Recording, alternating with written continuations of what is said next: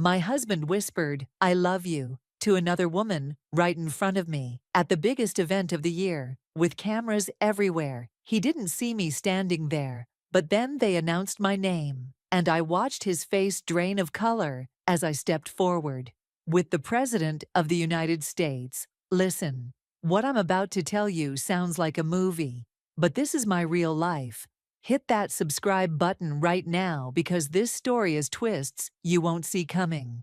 I promise you, by the end of this, you'll understand why staying silent was the most powerful move I ever made. Now let me tell you how I went from invisible wife to untouchable. 15 years. That's how long I'd been married to Raymond when everything fell apart. Or maybe I should say, that's how long it took for me to realize I'd been living with a stranger. We met in college, two ambitious kids with big dreams. He wanted to conquer Wall Street. I wanted to change the world through law. Somehow, we thought we could do both together. For a while, it worked. We built a life that looked perfect from the outside. Beautiful home, successful careers, the kind of couple people pointed to and said, that's what marriage should look like. But somewhere between year 12 and year 15, Raymond stopped looking at me. I don't mean he literally stopped looking. I mean that thing where someone's eyes pass over you like you're furniture. Like you're just part of the background of their real life. The man who used to wait up for me after late court sessions started going to bed early. The man who used to ask about my cases stopped asking about my day entirely. We became roommates who occasionally attended the same events. And I told myself it was normal. Marriage evolves, right?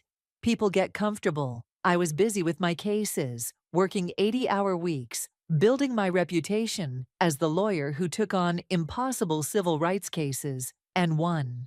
I convinced myself I was too tired to worry about us. Then came that Tuesday morning, regular Tuesday, coffee brewing, morning news playing in the background. Raymond was scrolling on his iPad at the kitchen table like always. His phone buzzed, and I watched him reach for it, but he grabbed his iPad instead. That's when I saw it. A message notification on the iPad screen, synced to his phone. Last night was amazing. Can't wait for the gala. I'll wear that red dress you love. Love you. From someone named Vanessa. I didn't gasp, didn't throw the coffee pot, didn't scream. I just stood there, spatula in hand, eggs getting cold in the pan, and felt something inside me go completely quiet. You know that moment when you realize the earthquake already happened, and you just didn't feel it until now? That's what it was like. All those late nights, all those business trips, all those times he said he was too tired to talk. It all clicked into place with such brutal clarity that I almost laughed. Raymond looked up, smiled that distant smile he'd perfected, kissed my cheek like a reflex, and said he had an early meeting. He was gone in 5 minutes. I stood in that kitchen for 20 more, just breathing. Then I did something I'd never done before. I took a screenshot of that message on my phone. I called my office and told them I'd be late. And I called a private investigator my colleague had used during a custody case. By noon, I'd paid $5,000 in cash for him to follow my husband. I told myself I needed to know the truth before I decided anything. But really, I think I was buying myself time to feel something other than numb. The photos came back 3 days later. Raymond and Vanessa. That was her name. Vanessa Torres, 27 years old, marketing director at his firm. 8 months. That's how long they'd been seeing each other. Hotels I recognized because we'd stayed there for our anniversary once. Restaurants where he'd told me he had client dinners. Weekend trips to Boston that were supposed to be about closing deals. The investigator had time-stamped everything. I looked through every single photo in my office, with the door locked. And I still didn't cry. I just felt this cold, clear rage settling into my bones. Not the hot kind that makes you throw things. The cold kind that makes you think. Here's what Raymond didn't know while he was busy playing house with Vanessa. 3 weeks before I found that text message, I'd been invited to a private dinner by Senator Gerald Hampton. My work on wrongful conviction cases had caught his attention. Over the past 2 years, I'd successfully overturned 6 convictions, freeing 6 innocent people who'd spent a combined 70 years in prison. The senator wanted to discuss criminal justice reform. We met at a quiet restaurant in Georgetown, and we talked for 3 hours. At the end of that dinner, he said something that changed everything. "The president has been following your work, Mrs. Mitchell. Your name keeps coming up in the right rooms. Would you be open to a conversation about consulting on some policy initiatives?" I thought he was being polite. You know how politicians are, they say things. But 2 days later, my office received a call from the White House. Not an assistant, not a secretary.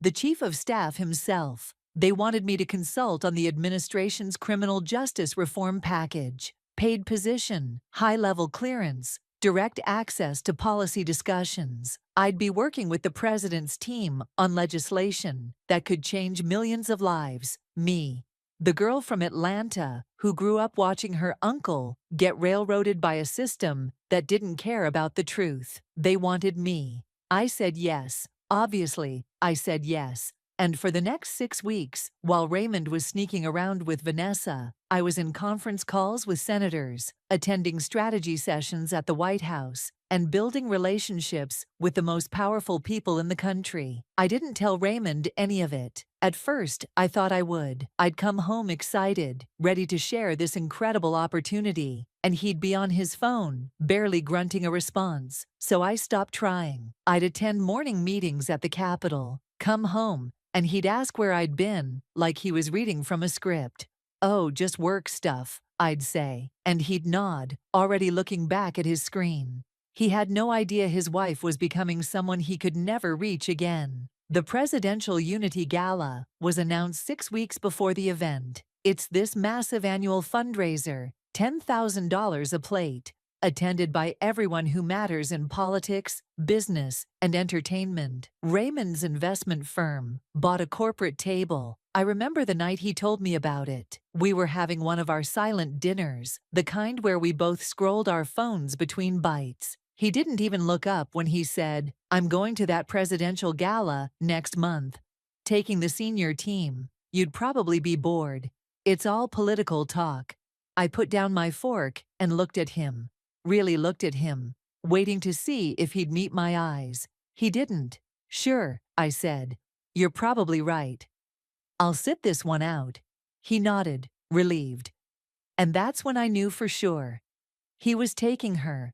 He was taking Vanessa to the most high-profile event of the year, and he thought I was too oblivious to figure it out. What Raymond didn't know was that I'd been helping plan elements of that gala for 3 weeks. The criminal justice initiative being announced that night, I'd drafted parts of it, and 4 days after Raymond told me I'd be bored, I received a call from the White House Chief of Staff. "Mrs. Mitchell, the president has specifically requested that you join his table at the Unity Gala. We'll need you to keep this confidential until the event for security protocol, but we wanted to extend the invitation personally." I accepted. I didn't tell a soul, not my sister, not my best friend, nobody. I just marked my calendar and kept going to work like everything was normal.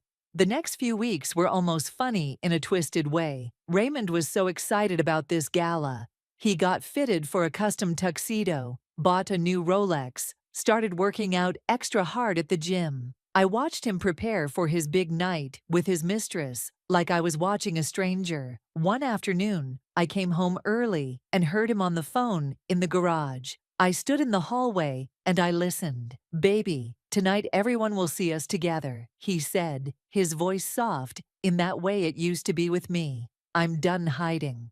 Done pretending. After this event, I'm telling her, I promise." My hand was on the doorknob. I could have walked in right then, could have confronted him, screamed, cried, thrown his clothes on the lawn like they do in movies, but I didn't.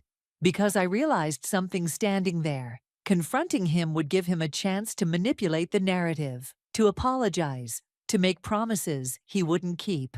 And I didn't want his apologies anymore. I wanted him to feel what I'd felt, that moment of the ground disappearing beneath your feet. So I got ready for the gala like I was preparing for war. I'd ordered a custom gown weeks earlier, midnight blue silk that fit like it was painted on. Off the shoulder, elegant, powerful. The kind of dress that makes people stop talking when you walk in. I had my hair done by the same stylist who does the First Lady's hair. She came to my house, sent by the White House. My diamond earrings, the ones my grandmother left me, the ones I wore when I argued my first Supreme Court case. Secret Service did an advance sweep of my house 3 days before the event. Raymond was at a golf tournament. He had no idea government agents were walking through our home, checking exits, planning security routes. My sister came over the morning of the gala, while Raymond was at the office. She helped me get ready and didn't ask questions when the town car with government plates pulled up.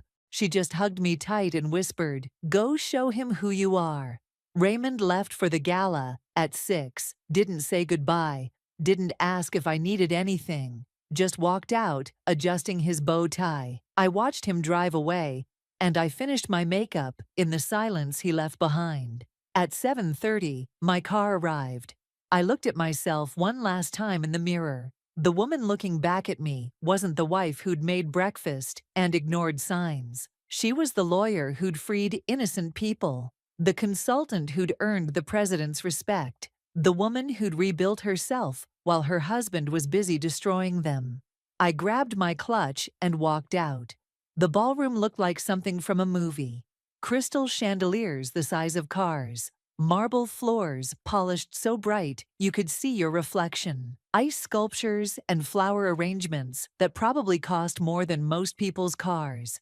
Everyone who was anyone was there. Senators, CEOs, movie stars. And right in the middle of it all, I saw Raymond. He was walking in with Vanessa on his arm. And my God, she looked exactly like what she was. Young, trying too hard. Her dress was too tight, too red. To everything. She was clinging to him like a life raft, taking selfies, laughing too loud. And Raymond was eating it up, strutting through that ballroom like he owned it, introducing her to colleagues as his brilliant marketing director. I watched it all on a security monitor from a private room near the entrance. A Secret Service agent stood next to me and asked if I was ready. I took a deep breath. "Yes," I said. "I'm ready." The lights dimmed. The music stopped. Everyone in that ballroom froze. "Ladies and gentlemen," the announcer's voice boomed through the speakers, "the President of the United States and the First Lady." The room erupted in applause. Everyone stood. Cameras flashed like lightning. I watched Raymond on the monitor, clapping with everyone else. Vanessa hanging on his arm, both of them trying to get a glimpse of the presidential entrance. The president walked in with the First Lady, waving to the crowd, and they started toward the center table. Then the announcer continued, "Joining the president this evening, esteemed civil rights attorney and presidential legal consultant, Mrs. Diane Mitchell." That's when I stepped into the light. The ballroom doors opened, and I walked in on Senator Hampton's arm, right behind the presidential party. I felt every eye in that room turn to me. The applause continued, but I could hear the whispers cutting through it like knives. Confused whispers, shocked whispers. I kept my head high, my smile calm, and I walked down that center aisle like I owned every inch of it. And then I saw Raymond's face. I'll never forget it as long as I live. His champagne glass literally slipped from his hand and shattered on the marble floor. All the color drained from his face. His mouth opened, but nothing came out. Vanessa looked confused, tugging on his arm. "Who is that?" I saw her mouth the words. "She's gorgeous." And then Raymond found his voice, barely a whisper. "That's my wife." The room put it together in about 3 seconds. Raymond Mitchell's wife just walked in with the president. Raymond Mitchell is here with another woman. Raymond Mitchell is an idiot. I could feel the social calculations happening in real time. People stepping away from Raymond's table, turning their backs, suddenly remembering they needed to be somewhere else. Vanessa's face went from confused to horrified as she realized she was the other woman at the most photographed event of the year. She tried to hide behind Raymond, but there was nowhere to hide.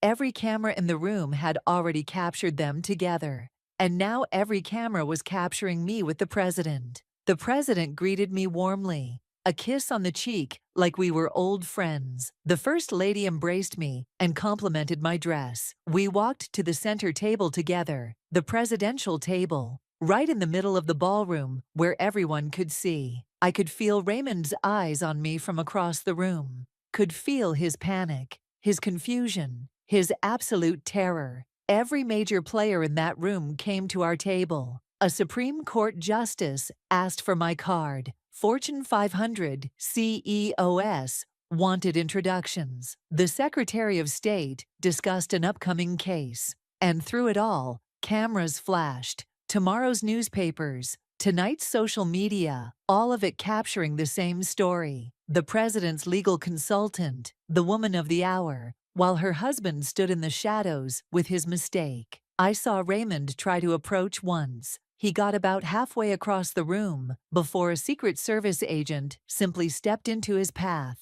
didn't say a word, just looked at him. Raymond stopped like he'd hit a wall. Senator Hampton noticed and walked over to him.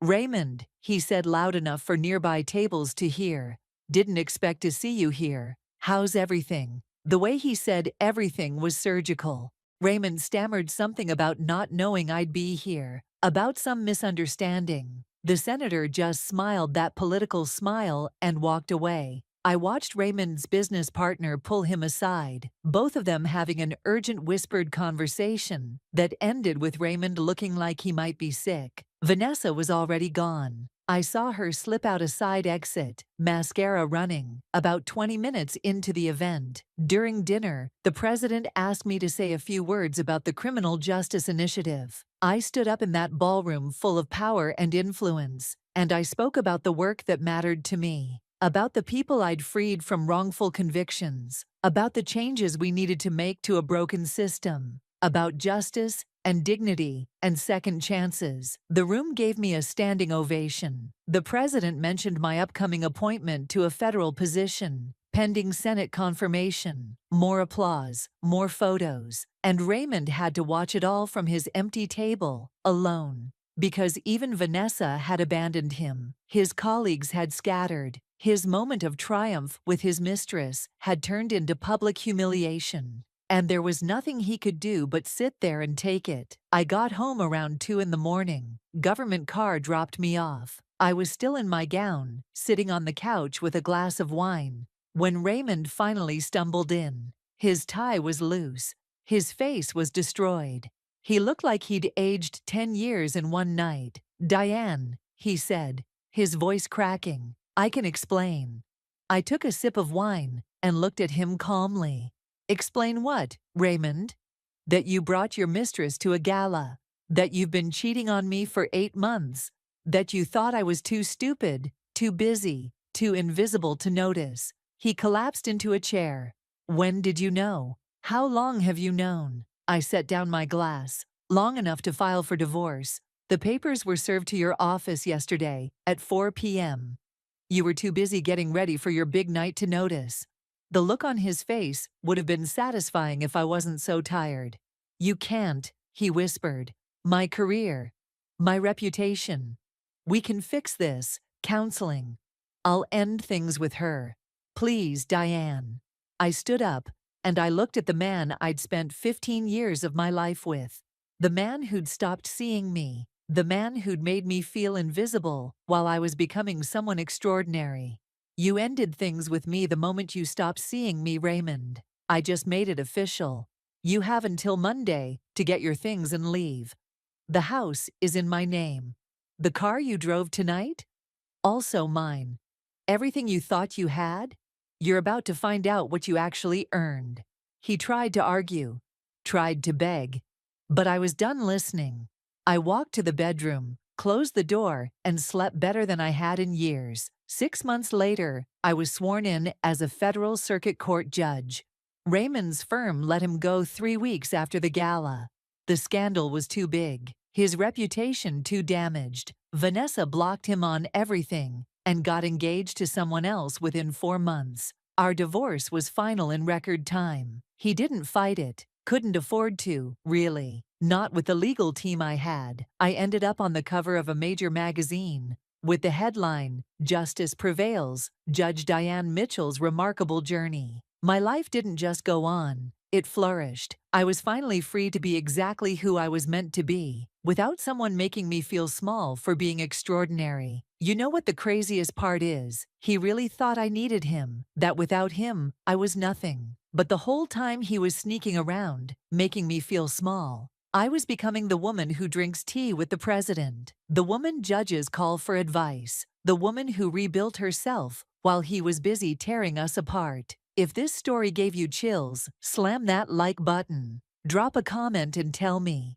would you have stayed quiet like I did, or confronted him immediately? Subscribe and turn on notifications, because I've got more stories about women who refuse to stay down. Share this with someone who needs to remember their worth. And remember this, the best revenge isn't a scene. It's success so loud they can't ignore it. Your value doesn't decrease based on someone's inability to see it. Now go be great. I'll catch you in the next one.